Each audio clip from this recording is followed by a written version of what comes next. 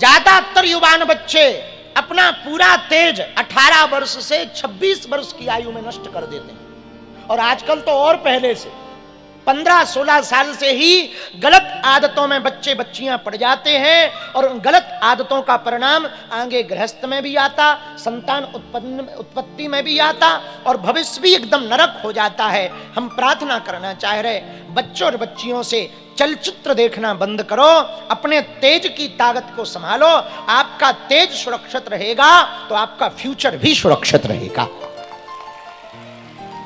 और एक बात बोले, 16 वर्ष से 25 वर्ष के जितने बच्चे बच्चियां हमारी कथा सुन रहे हैं, यहां ध्यान से सुनो या टीवी पे सुन रहे, जिन्होंने अपनी 16 वर्ष की आयु से 25 वर्ष तक अपने आप को संभाल लिया, वो जिंदगी में कभी बिगड़ नहीं सकता है। और जिनका ये उम्र बिगड़ गया वो कभी संभल नहीं सकता। इसलिए बहुत गंभीर पूर्वक रहो। काम और खाज दोनों ऐसी हैं, जितना खुजाओ उतना बढ़ती। खुजली का मजा देखा तुमने? हाँ, क्या मजा है खुजली का। हाँ महाराज, खुजली हो समय कोई बड़ी गंभीर बात भी, अरे रुको तो ना, बड़ा मजा आता। लेकिन खुजली का मजा कब तक? जब तक खून ना निकल आए। खून जब तक नहीं निकल आता तब तक खुजली का मजा। उसी वक्त कोई कहे महाराज चाय, रुको थोड़ा, रुको। जब खून निकल आए तब खुजली लगती, यार कहां से खुजा लिया। ऐसे ही काम उखाज, तुमको लगता है कि हम खुजाएंगे तो खुजली ठीक हो जाएगी, वो खुजाने से बढ़ती है। ऐसा ही काम है, जितना भोगोगे उतना ही बढ़ेगा, जितना भोगोगे उतना ही बढ़ेगा, उतनी ही तुम्हारे मन की वृत्तियां बढ़ेंगी। इसलिए हमारे प्रियजनों, ये मल है, इसी को मल कहा। मतलब इसका ये नहीं है कि तुम पूर्ण ब्रह्मचारी बनो, ना, इतने मतलब पशु वृत्ति तो मत लाओ, मनुष्य वृत्ति रखो, कम से कम पशु तो मत बनो। जानवरों का भी अब क्या कहते हैं, जानवरों से भी बदतर हालत इंसानों की हो गई, भगवान ही बचावे। तो पशु वृत्ति तो कम से कम मत लाओ। ये मल है, इस मल को निर्मल करने के लिए एकमात्र उपाय है सद्गुरु कृपा। गुरु के चरण रज वो मिल जाए तो ये मन निर्मल हो जाएगा। इसलिए गोस्वामी जी कह रहे, श्री गुरु चरण सरोज रज निज मन मुकुर, बरनौ रघुबर विमल जो दायक। एक बात और कहते कहते हम कहें, पागलों, कीमत है व्यर्थ को हटाने की। जिसने अपने जीवन में व्यर्थ को हटा दिया वो कीमती हो जाता। पूछो कैसे? पूछो, अरे जोर से तो पूछो। मुंबई का एक मूर्तिकार व्यक्ति एक बार हमारे गांव आया। वहां पर हमारे गांव के एक व्यक्ति ने पत्थर रख रखा था। उसने कहा ये पत्थर हमें दे दो, इससे हम मूर्ति बनाएंगे। उसने 500 रुपया में वो पत्थर खरीद लिया। वो पत्थर मुंबई लेकर के आया, छेनी हथौड़ा उठाया, उसका सुंदर मूर्ति बना दिया और मूर्ति बनाकर अपनी दुकान के बाहर खड़ा कर दिया। हमारे गांव का वही व्यक्ति मुंबई आया जिसने पत्थर बेचा था। वो उस दुकान पे गया, वो पहचान गया ये वही पत्थर है जो हमने बेचा था। दुकानदार से कहा बड़ी सुंदर खूबसूरत मूर्ति बन गई, इसके रुपया बताओ कितने हैं? बोले ये 50,000 रुपया लगेंगे। बोले बड़े पागल हो, बड़े मूर्ख हो, तुम हमारे यहां से 500 में लेके आए थे, अब 50,000 मांग रहे हो। तुमने किया क्या? उल्टा वजन घटा दिया। पहले मोटा था, लंबा था, अब तुमने पतला कर दिया, छोटा नाटा कर दिया और तुम 50,000 बल्कि 400 में देना चाहिए। तो पता है मूर्तिकार ने क्या कहा? बोले हमने पत्थर को भले ही घटाया, साइज घटाई, मोटापा घटाया, पर हमने ऐसे बेकार में नहीं हटाया। जो बेकार था उसको निकाला है, जो बचा है ये सार है, इसकी कीमत है। जो व्यर्थ था उस व्यर्थ को निकाल दिया, अब जो शेष बचा है इसकी कीमत है। मेरे पागलों, जो शेष है वही विशेष है। इस सूत्र को नोट कर लो। तुम्हारी जिंदगी जितनी बेकार निकली सो निकल गई, अब जो शेष बची है इसी को विशेष बनाओ। कहीं कुछ नहीं धरा है। आजकल तो वो भी टेंशन में है, एलोन मस्क भी टेंशन में है कि कोई दूसरा अमीर ना बन जाए। जब वो टेंशन में है तो अपन किस खेत की मूली है? बाढ़ में गया। जब इतने बड़े बड़े अरबपति खरबपति टेंशन में, हमारे जैसे आदमी। अच्छा, एक बात हमें समझ में नहीं आती, बड़े बड़े महलों में रहने वाले टेंशन में रहते हैं, झोपड़ी में रहने वाले महात्मा बिना टेंशन में रहते। या तो इनका दिमाग खराब हो जाता महात्माओं का, या तुम्हारा दिमाग खराब, या तो इनका ठीक हो जाता या तुम्हारा सही हो जाता। समझ में नहीं आता है कि बड़े बड़े महलों में रहने वाले टेंशन में रहते हैं, झोपड़ी में रहने वाले। अब देखो हमारे जैसे साधारण आदमी 60 रुपया 70 रुपया 100-200 रुपया के कपड़ा पहनने वाले आदमी लाइन में खड़े हो जाएं तो सब देखते हैं, और 5-5 हजार के पैंट पहनने वालों को कोई नहीं देखता है। लो, बड़ा आनंद है। हम तो इसी में खुश रहते हैं कि क्या गजब। एयरपोर्ट जाते हैं, अभी हम विदेश गए, लंबी लाइन एयरपोर्ट में लगी, 6-6 हजार के जींस फटे पैंट पहने हैं। ऐसे पैंट भगवान ही बचावे, हनुमान जी। अंग प्रदर्शनी है पैंट, ऐसे पैंट हमारे जमाने में बहुत, हम बहुत पहले हो गए, क्या बताएं, इतना जल्दी भी नहीं होना चाहिए था। हमारे जमाने में फटे पहनो तो गरीब माना जाता था, आज के जमाने में फटे पहनो तो फैशन माना जाता है। क्या जमाना आ गया। पर भैया हम एक अंत में बात आपको कहना चाह रहे, सुनो, मुक्ति क्या है? 4 प्रकार के बताए ना पुरुषार्थ, अर्थ धर्म काम मोक्ष। मोक्ष क्या है? कामनाओं से मुक्त हो जाना ही मोक्ष है। मिले तो बढ़िया, ना मिले और बढ़िया। बढ़िया आनंद के साथ घर जाना, और इतना जलने वालों को खूब जला। हाँ, आज कथा सुन के इतना हंसते हुए जाना कि तुम्हारा पड़ोसी टेंशन में हो जाए, कहां से आ रहा है, क्या पा गया है। आओ आओ आओ भाई, तुम बेटा तू अपनी जलन बरकरार रखा, अपन अपना जलवा बरकरार रखेंगे।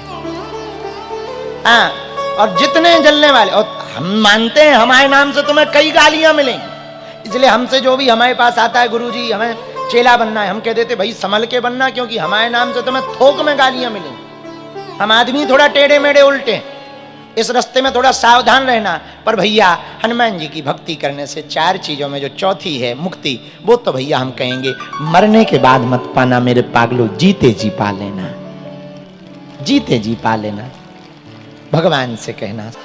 पर जिंदगी को आनंद लेना है तो जिंदगी का आनंद है, जो अंदर होगा वो बाहर होगा।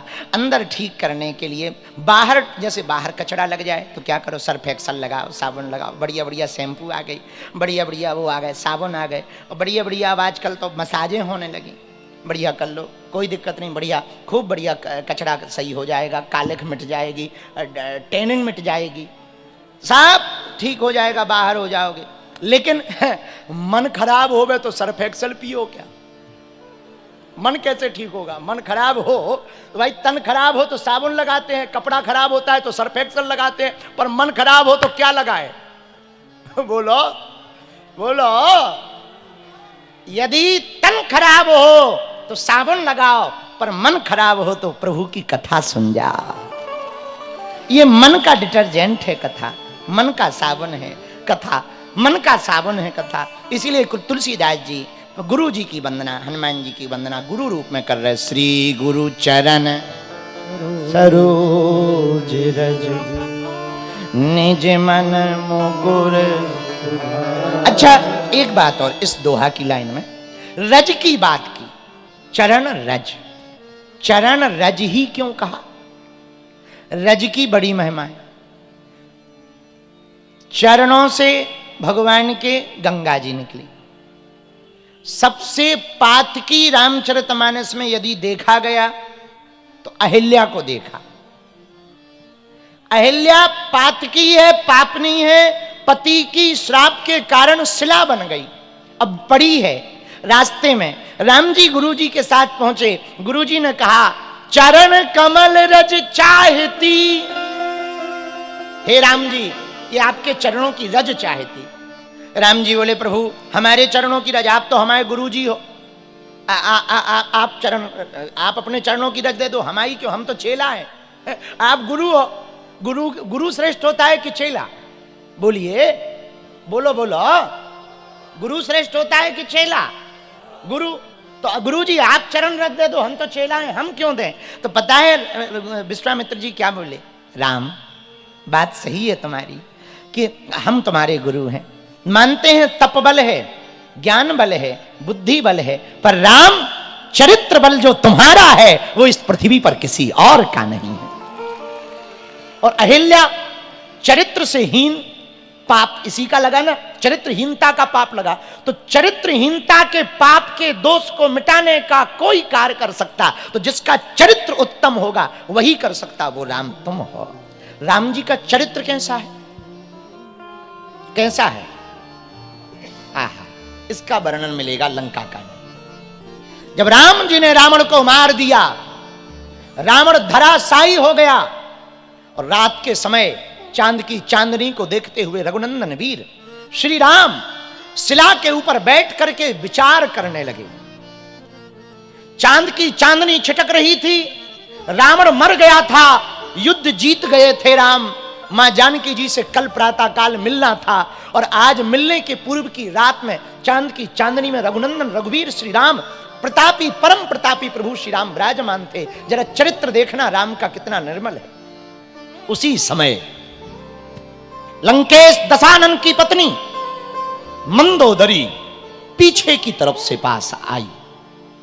राम जी ने जैसे ही किसी स्त्री की छाया को देखा, रघुनंदन रघुवीर राम खड़े हो गए, मुड़े नहीं, खड़े हुए और हाथ जोड़कर कहा, मां तुम कौन हो?